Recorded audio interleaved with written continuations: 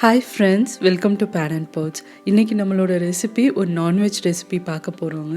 ரொம்ப காரசாரமான ஒரு ப்ரான்ஸ் தொக்கு எப்படி பண்ணுறது அப்படின்றத பற்றி தான் இந்த வீடியோவில் நான் உங்களுக்கு செஞ்சு காட்ட போகிறேன். இந்த ரெசிபி வந்து 10 நிமிஷத்துக்குள்ளே நீங்கள் செஞ்சு முடிச்சிடலாம். அவ்வளோ சிம்பிளான ஒரு ரெசிபி இது. கண்டிப்பாக ட்ரை பண்ணி பாருங்கள். இப்போ எப்படி பண்ணுறதுன்றதை பார்க்கலாம். இங்கே பாருங்கள், ப்ரான்ஸ் வந்து நான் ஒரு 400 கிராம் அளவுக்கு எடுத்திருக்கேன். இப்போ ப்ரான்ஸ் தொக்கு பண்ணுறதுக்கு இங்கே ஒரு பேன் நான் சூடு பண்ணியிருக்கேன். இப்போ பேன் சூடாகிட்டு இருக்க டைமில் நம்ம வந்து ஒரு மசாலா இடித்து சேர்த்துக்க போகிறோம். அதுக்கு இங்கே ஒரு சின்ன உரல் எடுத்திருக்கேன். அதில் ஒரு 1/2 டீஸ்பூன் அளவுக்கு சோம்பு சேர்த்துக்கலாம். அடுத்ததாக ஒரு பல் பூண்டு நான் எடுத்திருக்கேன். அதையும் சேர்த்துட்டு நல்லா அதை வந்து இடிச்சுக்கோங்க. இது ப்ரான்ஸ்க்கு வந்து நல்ல ஃப்ளேவர் கொடுக்க போகுது, அதனால் கண்டிப்பாக அதை வந்து நீங்கள் சேர்த்துக்கோங்க. இப்போ வந்து ஒரு 3 டேபிள் ஸ்பூன் அளவுக்கு நான் எண்ணெய் சேர்த்துருக்கேன். கொஞ்சம் எக்ஸ்ட்ரா எண்ணெய் இதுக்கு சேர்க்க போகிறோம். ஸோ இப்போ எண்ணெய் சூடானதுக்கப்புறமா நம்ம இடித்து வச்சுருக்க இந்த மிக்சரை வந்து அதில் சேர்த்துடலாம். சேர்த்துட்டு கொஞ்சம் கருவேப்பிலையும் சேர்த்துக்கோங்க. இப்போ நல்லா பச்சை வாசலாம் போகிற வரைக்கும் இந்த கிளறிடலாம். கிளறினதுக்கப்புறமா நம்ம நறுக்கி எடுத்து வச்சுருக்க வெங்காயத்தை சேர்த்துடலாம். இப்போ வெங்காயம் சேர்த்துட்டு நல்லா கொஞ்சம் உங்களுக்கு பொன்னிறமாகி வரணும், அந்தளவுக்கு இதை வந்து வதக்கிக்க போகிறோம்.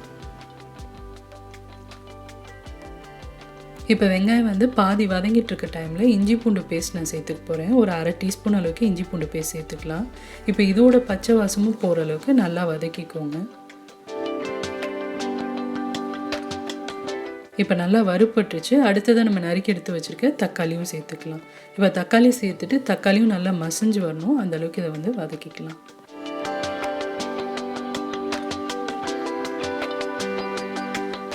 இப்போ பாருங்கள், தக்காளியெல்லாம் நல்லா மசிஞ்சிருச்சு. மசாலாலாம் சேர்க்க போகிறோம். ஒரு 1/4 டீஸ்பூன் அளவுக்கு மஞ்சள்தூள் சேர்க்குறேன்.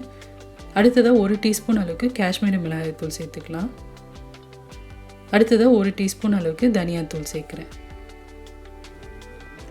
இப்போ தேவையான அளவு உப்பு சேர்த்துக்கலாம். ஒரு 1/2 டீஸ்பூன் அளவுக்கு உப்பு சேர்த்துருக்கேன். இப்போ இதை வந்து நல்லா கிளறிக்கோங்க. கொஞ்சம் சிம்மில் வச்சு தான் அதை நம்ம பண்ணணும், இல்லைனா டக்குன்னு உங்களுக்கு மசாலாலாம் கருகிடும். ஸோ நல்லா அதை வந்து கிளறிட்டு கொஞ்சமாக தண்ணி சேர்த்து இதை வந்து வேக வைக்க போகிறோம்.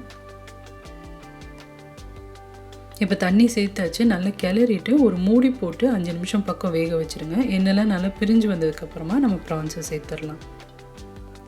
இப்போ பாருங்கள், நல்லா கொஞ்சம் ஒரு 5 நிமிஷம் பக்கம் ஆயிடுச்சு.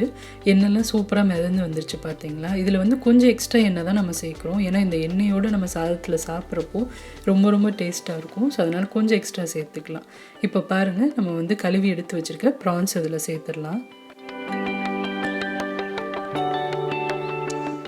எப்பயுமே ப்ரான்ஸை வந்து நம்ம ரொம்ப நேரம் வந்து சமைக்கக்கூடாது, ரப்பர் மாதிரி ஆகிடும். அதனால் வந்து கொஞ்சம் பார்த்து கவனமாக தான் பண்ணணும். இந்த சைஸ் ப்ரான்ஸ் வேகிறதுக்கு உங்களுக்கு அதிகபட்சம் 3லேருந்து 4 நிமிஷம் பக்கம் தான் ஆகுங்க. ரொம்ப நேரம் வேக வச்சிட்டிங்க அப்படின்னா கொஞ்சம் ரப்பர் மாதிரி ஆகிடும், சாஃப்டாக இருக்காது. அதே மாதிரி பார்த்திங்கன்னா, நான் வந்து ப்ரான்ஸ்க்கு ரொம்ப தண்ணியும் சேர்க்க போகிறது கிடையாது. அதில் இருக்க தண்ணியே தாராளமாக போதும். நான் தொக்கு மாதிரி தான் பண்ண போகிறேன். வேணும்னா நீங்கள் கொஞ்சம் எக்ஸ்ட்ரா வேணால் லைட்டாக சேர்த்துக்கலாம். இப்போ நல்லா கிளறிட்டு நம்ம ஒரு 3 நிமிஷம் பக்கம் வேக வச்சிடலாம். இப்போ பாருங்கள், நல்லா ஒரு 3 நிமிஷம் பக்கம் ஆயிடுச்சு. ப்ரான்ஸ் வந்து சூப்பராக வெந்துருச்சு நம்மளுக்கு. கடைசியாக நிறைய மிளகுத்தூள் இதில் சேர்த்துக்கிறேன். மிளகுத்தூள் வந்து நிறையா சேர்த்துக்கோங்க, நல்ல டேஸ்ட்டு கொடுக்கும். அதே மாதிரி ஃப்ரெஷ்ஷாக இந்த மாதிரி சேர்த்துக்கிட்டிங்க அப்படின்னா நல்லாயிருக்கும் ஃப்ளேவர். அதுக்கப்புறமா கொஞ்சம் கொத்தமல்லியும் நான் சேர்த்துருக்கேன். அவ்வளோதாங்க, எல்லாமே சேர்த்தாச்சு. நல்லா அதை மிக்ஸ் பண்ணிவிட்டு அடுப்புலேருந்து இறக்கிடலாம். பாருங்கள், இவ்வளோ சூப்பராக நம்மளுக்கு தொக்கு ரெடியாக இருக்குன்ட்டு. தண்ணி கம்மியாக சேர்த்தோம் அப்படின்னா இந்த மாதிரி வரும். தண்ணி கொஞ்சம் ஜாஸ்தியாக சேர்த்தோம் அப்படின்னா குழம்பு டைப்பில் ஆகிடும் உங்களுக்கு. எவ்வளோ சிம்பிளாக செஞ்சு முடிச்சிட்டோம் பார்த்தீங்களா. 10 நிமிஷத்துக்குள்ளே நம்ம முடிச்சாச்சு. கண்டிப்பாக நீங்களும் இந்த ரெசிபியை ட்ரை பண்ணி பாருங்கள். இதை வந்து நீங்கள் ரைஸ் கூட, சப்பாத்தி, ரோட்டி எல்லாத்துக்கூடயுமே சர்வ் பண்ணலாம். ரொம்ப டேஸ்ட்டாக இருக்கும். ட்ரை பண்ணிவிட்டு அந்த ஃபீட்பேக் அண்ட் கமெண்ட்ஸை மறக்காமல் என் கூட ஷேர் பண்ணிக்கோங்க. இந்த ரெசிபி பிடிச்சிருந்தது அப்படின்னா இந்த வீடியோக்கு ஒரு லைக் கொடுங்க.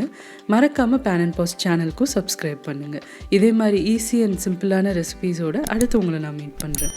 panandpots, fuel for life.